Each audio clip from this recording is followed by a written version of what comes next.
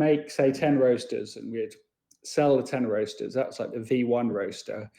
And by the time we had made them and sold them, we'd run out of money, so we couldn't make any more.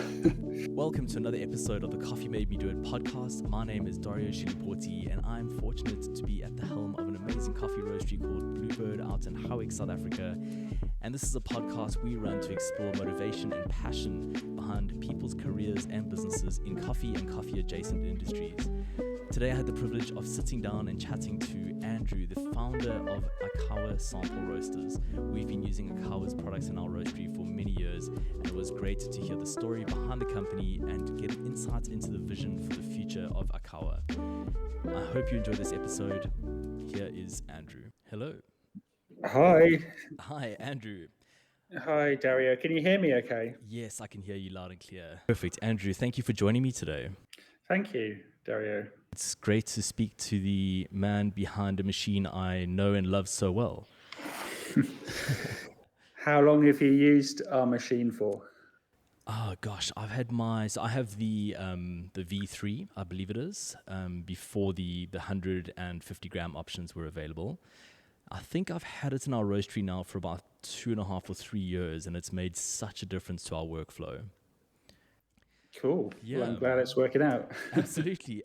I love it. I actually had shoulder surgery a couple of months ago and took the IKAWA home. I had probably around 50 samples from some of our producer partners to get through, and sat on the couch for hours on end roasting samples. And I can attest that even with my left hand, and I'm right-handed, and on some pretty heavy pain medication, I managed to get some great results with it. So it really is a portable, game-changing device for those of us who are roasting a lot of samples in our businesses. So thank you.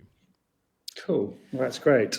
Yeah. So Andrew, our audience is quite varied, all different parts of the world and different parts of the supply chain, from producer partners through to cafe owners, roasteries, and consumers. And so many people know the name IKAWA. They know that it is a sample roaster, but a lot of people will be unclear of the history of the company, the intentions behind the machine itself.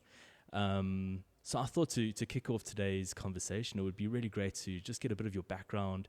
I believe you grew up in producing countries, and just to kind of understand a little bit of your pre-IKAWA history. So, IKAWA, a lot of people think IKAWA is a Japanese name, which it is. It's actually a Japanese family name. But IKAWA also means coffee in Burundi and Rwanda, in the languages they speak there. And yeah, when I was a kid, actually when I was born, my parents lived in Burundi, like it's a little country in the middle of Africa.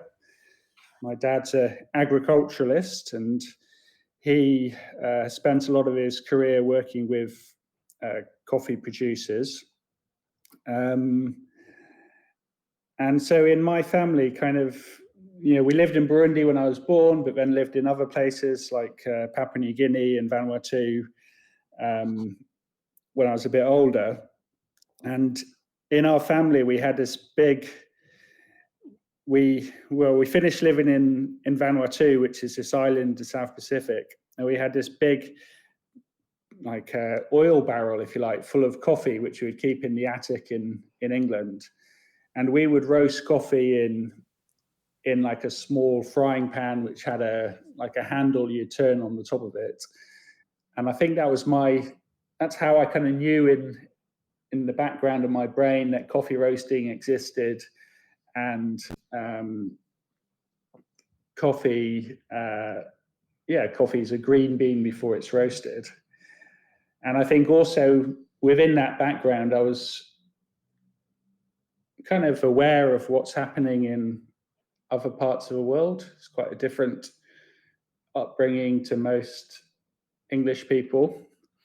Absolutely. Initially, I sort of studied mechanical engineering at university, and I worked in the car industry for a few years. Then I went back to do a master's in design at this place called the Royal College of Art, which is like a art college in central London.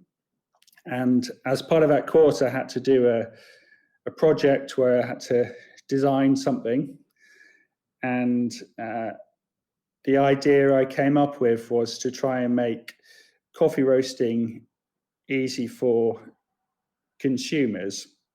And if I could do that, I could create an alternative supply chain for coffee where I could get green coffee from the people that produce coffee and sell it directly to consumers, and sort of miss out steps in the middle. So hopefully pay producers more money. But to achieve that, I needed to design a machine which roasted coffee really accurately. So my idea was you'd put the recipe for roasting the coffee in the either QR code on the coffee package, and also make the machine really easy to use. The biggest part of our business is selling the roaster as a sample roaster, but really honestly that came about by accident. But I think ultimately the user need which I was trying to solve for the consumer, which was to make roasting easy and to control the roast really accurately, ultimately that's the same thing which is what makes the product a good product for people like you. Absolutely. And with the original idea was the intention to supply green coffee as well. I know there are a lot of home roasters who really just struggle to get access green. Yeah, IKAWA, well, we do actually sell a white version of a roaster and sell coffee that goes with it. But it doesn't really give a user any control over the roast profile. So yeah, that is part of our business, but honestly, really the sample roaster part has grown into the bigger part of the business. Absolutely. And I read somewhere that the first iterations or first ideas around the machine was actually to have a machine that would roast, grind, and brew the coffee all in the same device. Is that correct? It was. That's a very ambitious goal. Yeah, it was, and I still argue with our initial investors. They want me to design that machine, but I'm not sure it's such a great idea anymore. Yeah, that's really interesting. I think I think the specialty industry as it grows is becoming more and more specialized. So a great roaster, a great grinder, and a great machine to extract coffee all in one seems like a very, very like a pipe dream almost. And maybe the three should exist separately. I think if you could do it all in one, it would probably be a very expensive machine. I would imagine so. And the people who want to buy expensive machines are the kind of coffee lovers, and the coffee lovers are very picky about the way which they brew their coffee. Exactly. That's so true. So the original idea was to develop a machine for home users, and then that quickly turned into, the product that we know today, which is the very advanced sample roasting machine. How was the transition? As a business owner, I'm acutely aware of the difficulties of taking an idea to market with a product that I can only imagine is very expensive to build, especially before you have scale. How did you get that ball rolling coming out of college and starting this company? How did you actually take it from idea to product? Yeah, in hindsight, it's a bit kind of surprising that we managed to do it, honestly. I wouldn't say my skills is investment raising or being a businessman. I'm more of a kind of geeky engineer who likes to sit in a room by himself and make something. I managed to persuade some initial investors to invest. I think only about £50,000, which is probably like literally what we spend every week now. But at the time, it seemed like a lot of money. It's actually really stressful, sort of taking their money and trying to make something with it. And then we got to a stage where we had a prototype. We got some grants from the government. Nespresso bought some roasters from us at one point, and they were really actually quite instrumental in the story. Oh, wow. Yeah, I think it took a long time, but it reached a certain point where we had sort of various periods where we would make, say, 10 roasters, and we'd sell the 10 roasters. That's like the V1 roaster. And by the time we had made them and sold them, we'd run out of money, so we couldn't make any more. And then we'd have to stop for a year or something and get more investment. Wow. But at a certain point, it kind of just gained its own momentum, and we started making enough money to pay our salaries and to employ people who are good at business and good at sales, and it started to take off from there. I think really probably the product met a need, and the market kind of sucked it out of us rather than us necessarily doing something particularly well. I'm with you because at the time that the IKAWA first came to market, there were very, very few options for coffee professionals looking for a consistent, certainly, portable coffee roaster. Today, there are quite a few options on the market, but at the time, if I understand correctly, yours was the first? Yeah, I think at the time, most sample roasting was either done in a kind of traditional barrel roaster, like a Probat as an example. That type of roaster is very expensive, and it also needed expertise to operate it. Or the other option was kind of very cheap home roasters. And I think IKAWA kind of landed somewhere in the middle, in that it was a professional, well-manufactured product which could roast, which was better than the traditional roaster in respect that it would operate autonomously, and you didn't need so much expertise to get an acceptable result out of it. That was clearly something which is a step up from the home roasters, which are kind of inconsistent and produced dodgy results. Absolutely. In the story of IKAWA, I must assume that competition, the world stage in Barista and Brewers Cup, played a role in really showing what the machine could do. Did the first initial success on the Barista and Brewers Cup stage have a big impact on the brand and the uptake amongst professionals internationally? I don't think specifically the people who used it in competitions had that impact. I think it was maybe that was part of a number of different things all happening at once. When we very first started selling the roaster, it took us a little while for people to trust the roaster, because there's a lot of hearsay and sort of mumbo jumbo in coffee.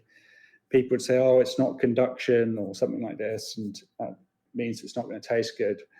But once we had well-recognized names in coffee start using it, I think that kind of mitigated that risk for people who are buying it. People felt like the social proof was that they would be able to get good results on the machine. That makes sense. And with the library of profiles that the new users have access to immediately, that also shortcuts the learning process. For me personally, I must admit, in South Africa, our currency puts us at a bit of a disadvantage when it comes to buying, products from abroad. And it was a big investment for us at the time when we bought our IKAWA. And seeing people like, at the time, Tim Wendelbo and Patrick Rolfe and, many other coffee professionals who I look up to, getting great results with them, both in their roasteries and on the competition stage, that was definitely a huge point of credibility and something that just gave us confidence to spend the money. I can imagine that would be the case internationally, because we don't have access to a lot of machinery locally to go and test it or see it operating. We're literally buying on a review or a video we see on YouTube and that type of thing. So the big names using the machine obviously adds a lot of credibility. Today the V3 is long gone, and you're probably 2 or 3 versions ahead of that already. I know that the latest machine that you've released has got some pretty interesting technology. From the beginning of your journey with IKAWA to where we are today, has the general advancements in technology around you influenced the way that you are designing new machines, or are you still inventing and creating all the technology as you go? I would say the initial development of the IKAWA kind of combined some technologies that existed in a new way. So it sort of opened up a new opportunity. For example, controlling it with a smartphone. But I think since then, really, what we've tried to do is enhance the core benefits of a product. And I think the core benefits of a product is that it's obviously very repeatable and allows you to share roast profiles, and that it's very easy to use and that it's transportable. So really, all the developments we're doing on the sample roaster at this stage is more about trying to make those features better. So with the latest roaster, which is called the Pro 100X, we wanted to introduce a first crack detecting feature, because a lot of people use the roaster by making a profile which is longer than what they need, and then they listen out for the first crack, and they mark that and they wait for a certain development time and press the button on the roaster to make it cool down.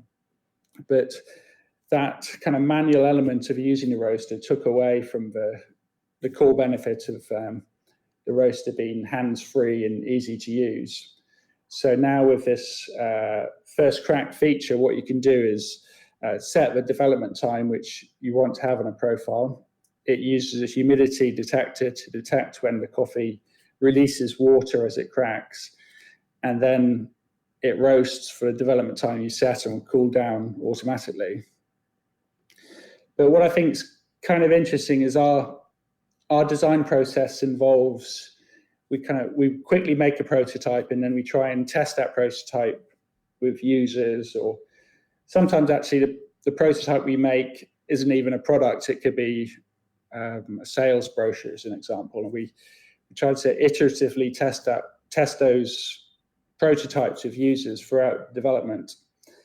And what we found out with the first crack features, we were testing it with a roastery which is local to us in London, Square Mile Roasters. Yes. And what they were, at that stage, the prototype was like a box which we screwed onto the roaster, and it measured the humidity, and then it fed the data out into a computer, and you could look at it on a spreadsheet after the roaster finished. And what they found was that they were able to look at the shape of the humidity release profile, and that told them something about it, that gave them extra information about how the coffee responds. And what they found is that some coffees respond really quite differently to others. So that's allowed them to kind of shorten the time it took them to get a good profile on one of their production roasters. That's fascinating. Yeah, but that was really kind of like a surprise user benefit, which we discovered by by testing with users. Had we asked somebody to fill out a form or say what they wanted, you would have never got that. It's just through the iterative design process that we found that out. I think for the average person, when you hear that the machine has, first crack detection technology, I think the place the mind would go first is that it's an audible sensor, and it would be picking up the sound of first crack.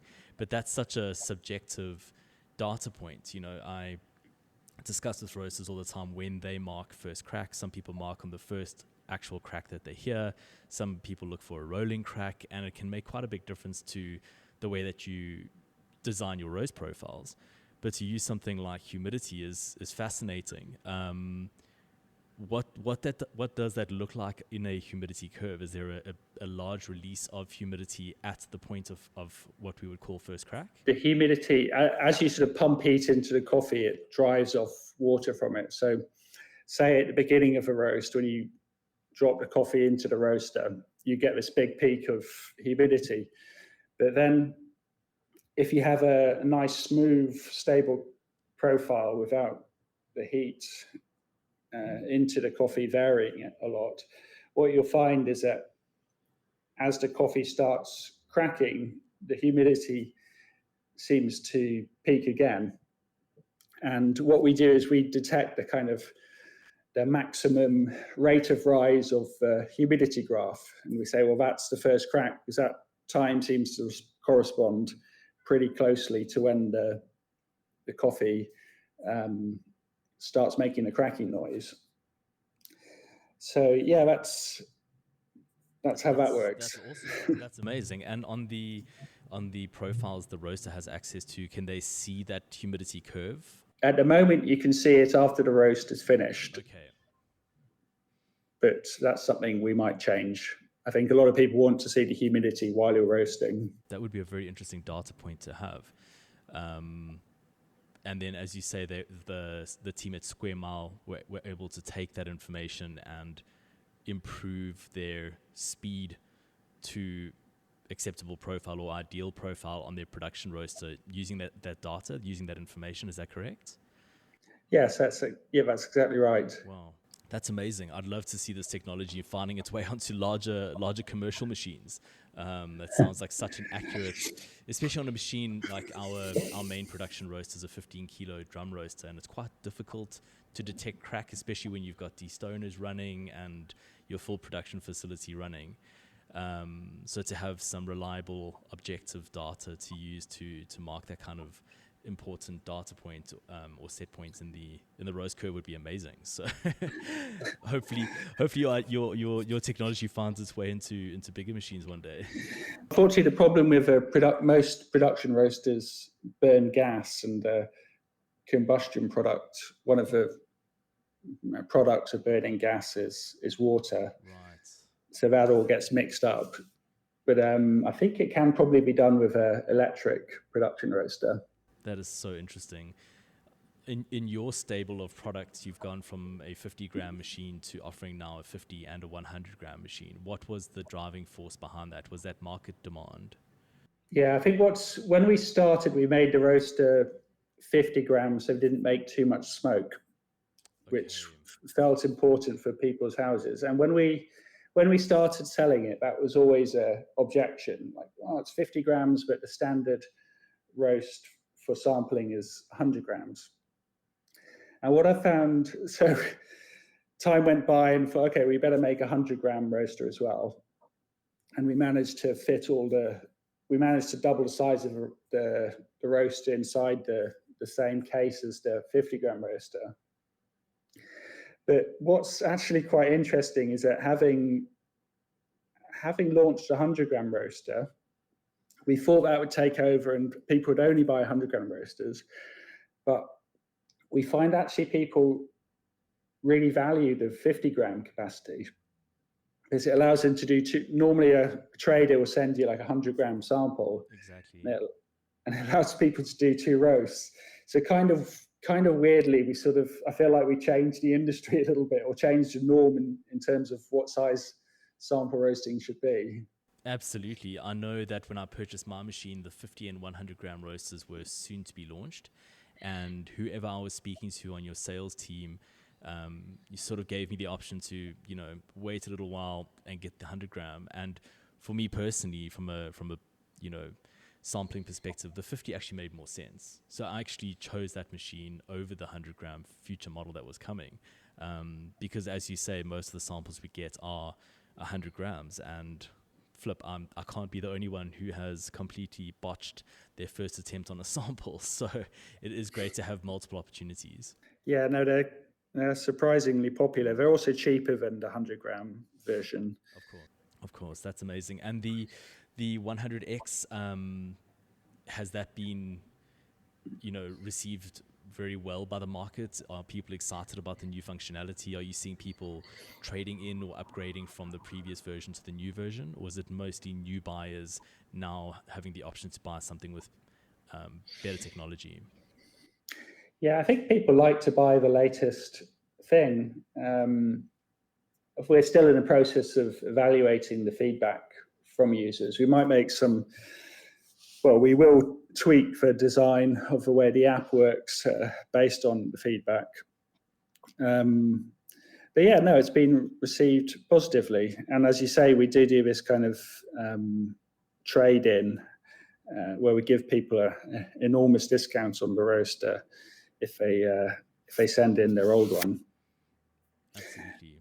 And actually, the idea behind that is to be able to resell the refurbished old roasters. Is we can fix them up and put the new electronics, etc., in them, so they're as good as a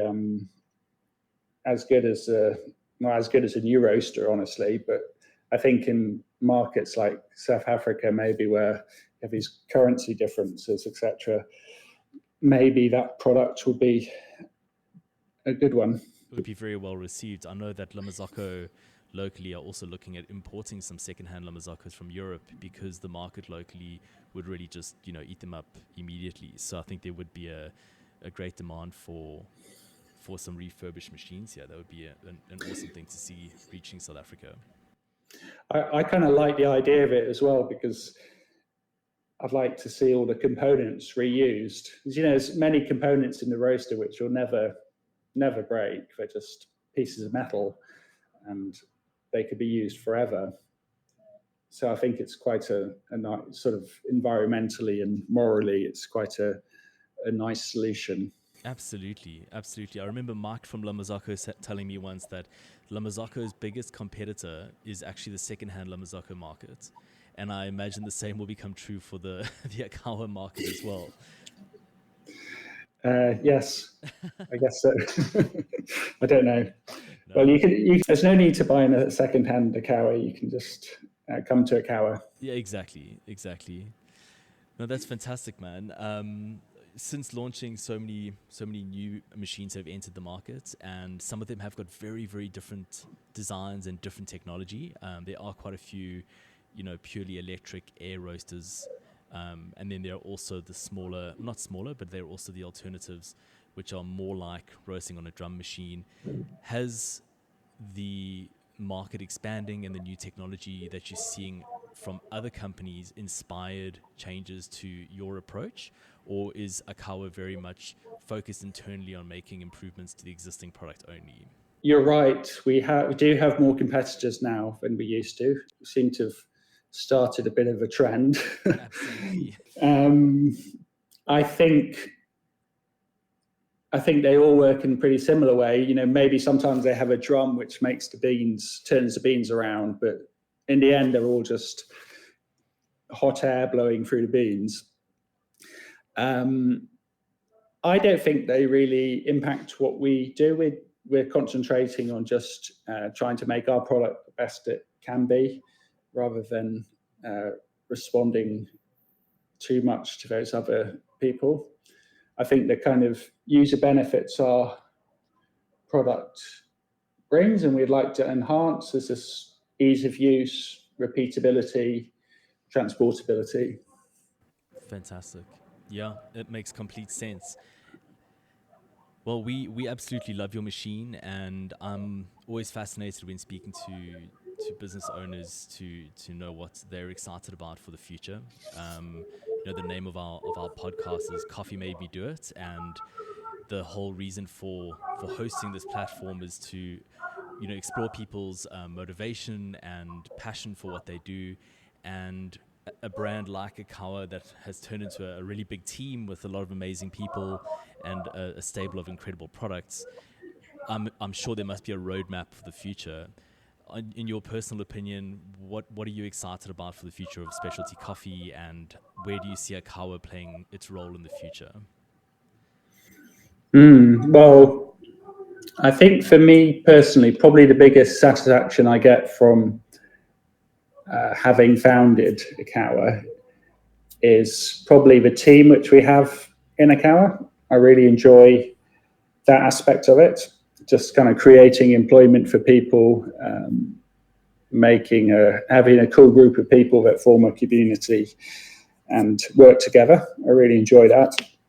I think in terms of our product, like my original vision for the product was around connecting coffee growers with people that drink coffee. So what I find really, genuinely like super interesting and inspiring about coffee is the way that coffee comes from all of the coolest and most interesting parts of the world, and then it's also drunk. It's drunk everywhere, really. And so it's this amazing industry which is connecting people, and kind of uniquely it's not many industries which really connect, I guess, like developing parts of the world with the very richest parts of the world as well. And I find that aspect really interesting, and I would love to see our products used more by people which are growing coffee, because I think there is a problem in coffee, which is that people who grow coffee are often really separated from the markets where their specialty coffee is being consumed. Absolutely. For example, like, the cooperative my dad, we worked with in Burundi, the people in that cooperative their lives are just so hugely different from the hipsters drinking coffee here in London, or the sort of specialty coffee roasteries who we're selling our product to. So I think because of that disconnect, it's really hard for people that grow coffee to really understand what the market wants. And I would be really excited for IKAWA to be part of improving the communication between the people that buy and sell coffee.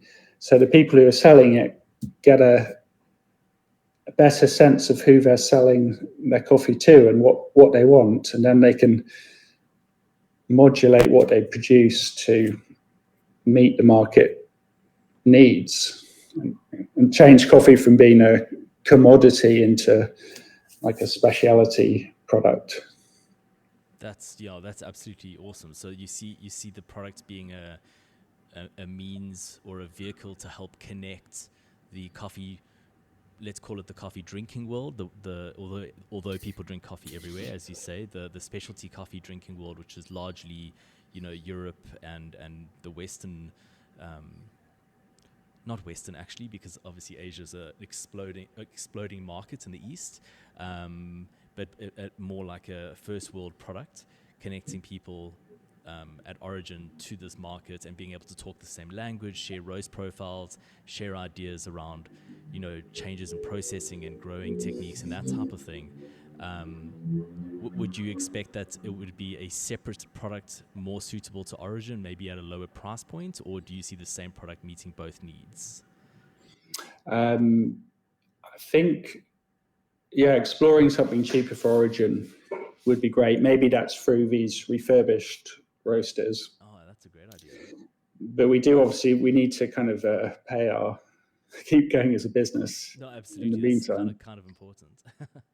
I think, like on this idea of if you think of the people who sell the most expensive coffee in the world, the coffee farmers in places like Panama, and those guys are they're pretty much from the same culture as the people that are drinking coffee. So I think that's how they're able to sell their coffee for so much, because they're able to understand the market which they're selling it into.